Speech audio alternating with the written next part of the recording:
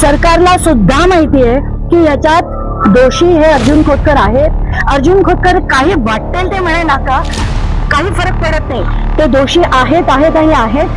Actually जालन्यात आज परतूरला जायला मी आले आहे आणि परतूरला माझ्या विरुद्ध जे 39 डिफेमेशन केसेस आहेत त्याच्यापैकी एक डिफेमेशन केसचं आज हिअरिंग होतं म्हणून आली आहे. कोर्टात मी स्वतःच आर्ग्यू करणार आहे आज ते मॅटर. आणि आता येता येता आप्पांना भेटायला, त्यांना मी माझ्या वडिलांसारखे येते आणि म्हणून त्यांना नमस्कार करायला आणि पाया पडायला आलो होतो इथे.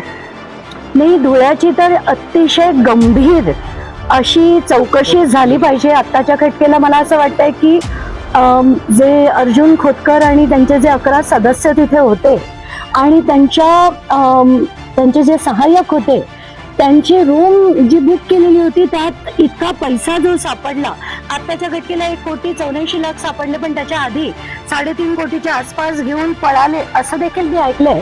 पण मला असं वाटतं की जर ते दोषी नव्हते तर त्यांना जे निष्कासित केलं गेलं ते कशामुळे निष्कासित केलं?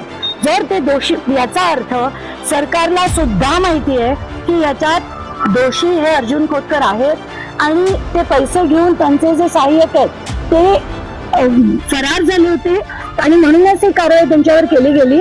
अर्जुन खोतकर काही वाटेल ते म्हणे नाका, काही फरक पडत नाही. ते दोषी आहेत आहेत आणि आहेत. आणि खरं तर विधिमंडळ समितीने असा सगळा भ्रष्टाचार करावा अतिशय शॉकिंग आहे. दुसरी गोष्ट, आजच मी जालन्यात आल्या मला पोस्टमास्टर भेटायला आले आणि त्यांचं असं म्हणणं होतं की 417 नंबरचा जालन्याचा जो गट आहे तिथे एन्क्रोचमेंट ही अर्जुन खोतकरांच्या जवळच्या लोकांनी केलेली आहे. तर मी आता कलेक्टर सरांशी बोलले आणि त्यांना पत्र देखील पाठवलंय की 417 नंबरचा सर्वेचा पूर्ण सर्वे आत्ताच्या घटनेला झाला पाहिजे. पोस्टल डिपार्टमेंटने त्याचे पैसे पण भरलेले आहेत.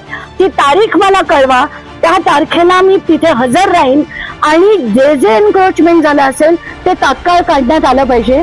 तर कलेक्टरांकडनं मी लवकरात लवकर तारीख देण्याची विनंती केली आहे.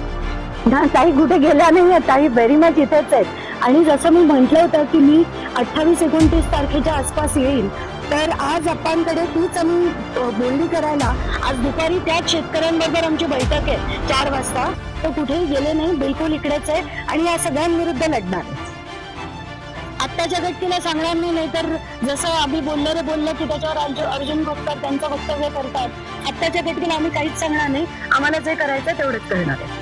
जर तुम्ही अजूनही YouTube चॅनलला सबस्क्राईब केलं नसेल तर ते लगेच सबस्क्राईब करा.